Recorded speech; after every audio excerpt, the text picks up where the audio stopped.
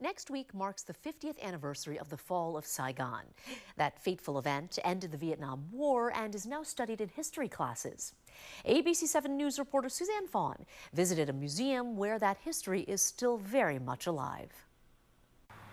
Tucked into a corner of History Park in San Jose is a labor of love, a museum that began as a collection of artifacts about the Vietnam War and the people who fled after the fall of Saigon. So this is a very special place, isn't it? Yes, it just brings tears to me every time I see it. Quinn Tran is the current president of the Viet Museum. To me, it's the soul of the Vietnamese American community here.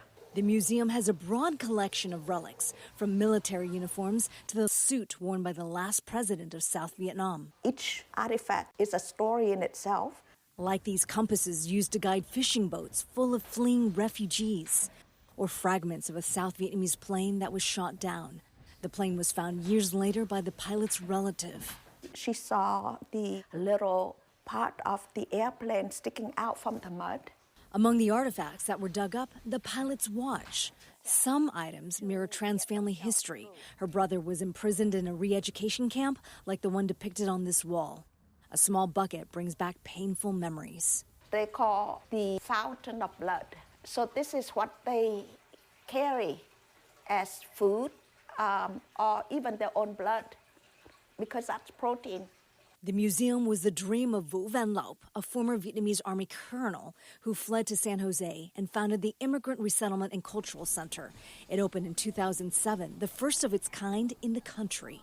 This is where you learn more about your root, why people come here, and why we should together tell our stories. Stories that made front page headlines, but were very personal to those involved. It's just looking at this page, it just brings back to those uncertain days with a lot of darkness and a lot of loneliness and fear. Dee Tran is a former San Jose Mercury News reporter. He was 12 when he left Saigon with his family the day before it fell. April 30th, 1975 was the day that we lost everything. We lost our homeland, our home, our identity, our essence, you know.